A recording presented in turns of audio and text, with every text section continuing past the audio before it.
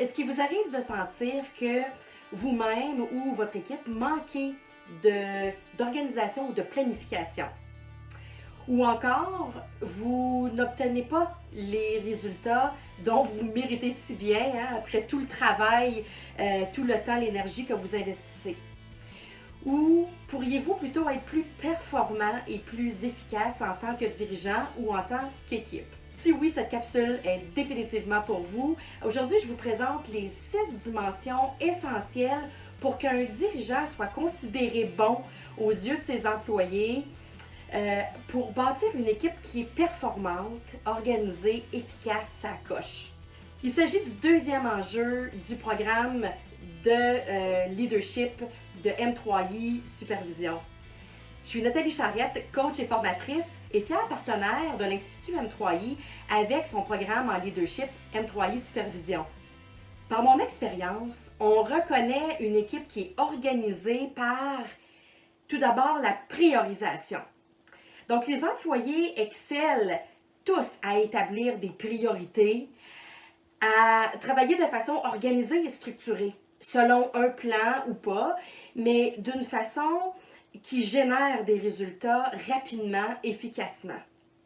Également, on reconnaît cette équipe organisée-là par la proactivité, c'est-à-dire que les employés sont proactifs, ils n'ont pas besoin de se faire dire quoi faire, comment faire, quand faire. Ils sont justement sur la coche, ils savent ce qu'ils ont à faire et passent à l'action très facilement. Également, on reconnaît une équipe organisée par la maximisation des ressources. Alors, on s'aperçoit que toutes les ressources dans l'équipe sont maximisées, les gens travaillent en lien avec leurs forces, tout en investissant du temps, de l'énergie à s'améliorer ou à travailler certaines zones.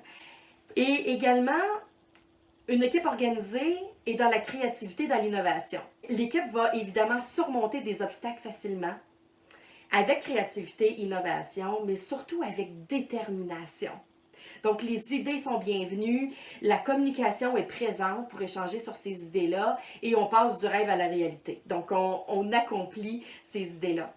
Également, on retrouve beaucoup de planification, c'est-à-dire que tous vont participer à l'élaboration de l'objectif, sont impliqués dans l'élaboration. On va monter un plan stratégique, on va monter un plan d'action, mais les gens sont impliqués et ont la sensation que ça vient d'eux, et non pas juste des dirigeants qui imposent des idées vers le bas. Et évidemment, on a la volonté qui vient avec la cohésion d'équipe. Donc, tous ont la volonté, ils se lèvent le matin, ils ont hâte de venir travailler pour pouvoir réussir.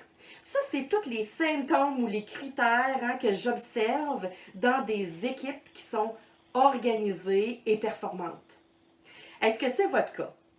Si oui, tant mieux. Sinon, si vous sentez qu'il y a place à amélioration, si vous sentez que il vous manque peut-être certains de ces éléments-là, c'est sûrement parce que vous avez besoin de travailler sur une de ces 6 dimensions. Donc, la première dimension, c'est de penser avant d'agir. Donc, l'effet, j'appelle ça l'effet poule pas de tête. Tu sais, qu'on mise partout puis tout en même temps. Donc, lorsqu'on sait ce qu'on veut, en fait, on s'arrange pour provoquer les événements versus les subir.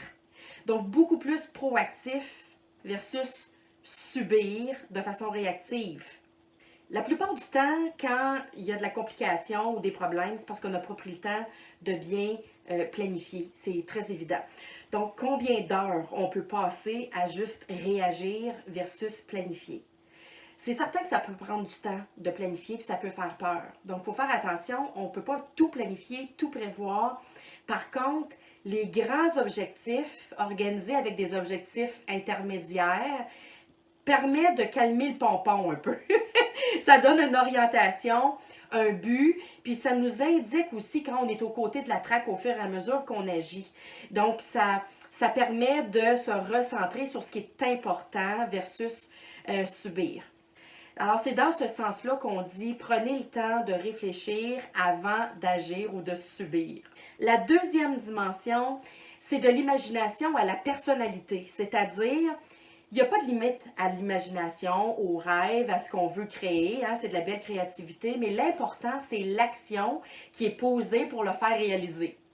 Donc, je vois trop souvent des dirigeants qui ont les meilleures idées au monde, ils pensent savoir où ils s'en vont parce qu'ils veulent un paquet d'affaires, mais il n'y a tellement pas de structure et de planification dans ça que ça démotive les employés. Les employés ne savent plus où mettre la tête, ils ne savent plus quoi faire. Donc, la planification est importante pour faire évoluer nos idées, mais de les concrétiser surtout. La troisième dimension, c'est la décision, une ligne d'action. Il n'y a rien de pire qu'un dirigeant qui n'arrive pas à prendre des décisions. Des décisions qui sont en alignement, que j'appelle. Alignement entre la tête, le cœur et les tripes, l'intuition. Il n'y a rien de plus inconfortable, en fait, que d'être en position, un entre-deux, que j'appelle. Il n'y a rien de plus inconfortable et frustrant de savoir qu'on n'est pas à la bonne place à faire la bonne chose, de la bonne façon, mais que on n'est pas arrivé à se décider et à bouger. De la minute qu'on prend la décision que quelque chose est terminé, que c'est fini, ou qu'on prend la décision qu'on se lance dans quelque chose, c'est comme si tout se place. Il n'y a que des solutions qui arrivent à nous par la suite, puis ça se place.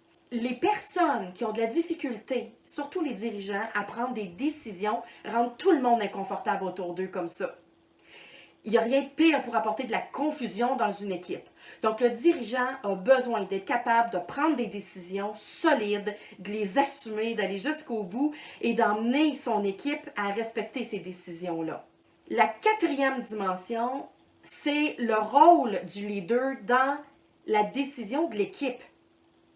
Encore une fois, je vois souvent des dirigeants prendre les décisions solides, mais de les imposer aux autres et de s'attendre à ce que tout le monde fasse juste produire en lien avec cette nouvelle vision-là du dirigeant. Ça ne fonctionne pas.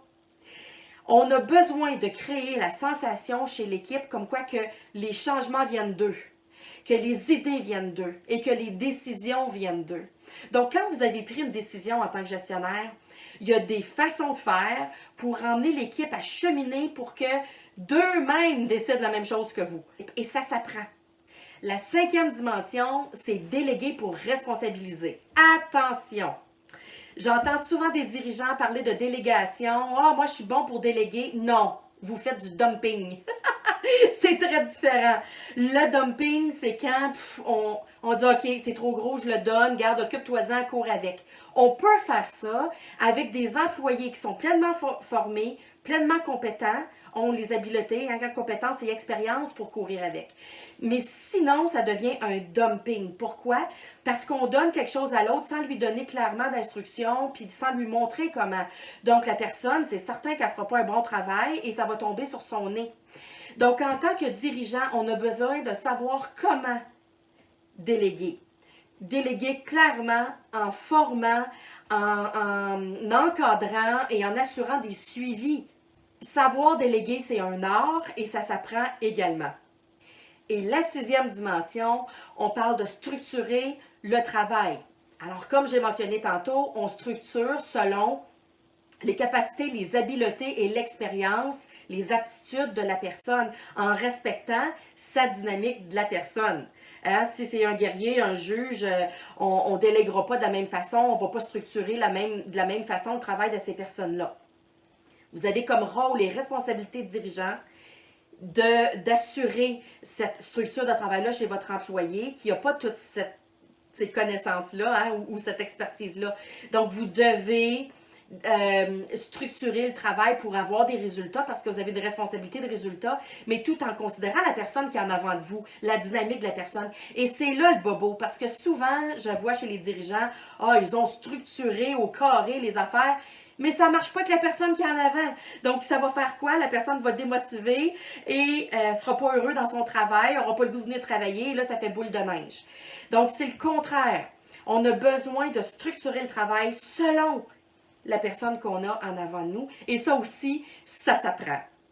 S'il vous manque des capacités, des aptitudes, du savoir-faire, savoir-être, savoir tout court, en lien avec une de ces 6 dimensions-là, bien non seulement vous n'êtes pas à votre plein potentiel en tant que dirigeant, mais vous n'êtes pas non plus le dirigeant que vos employés ont besoin pour performer à leur plein potentiel.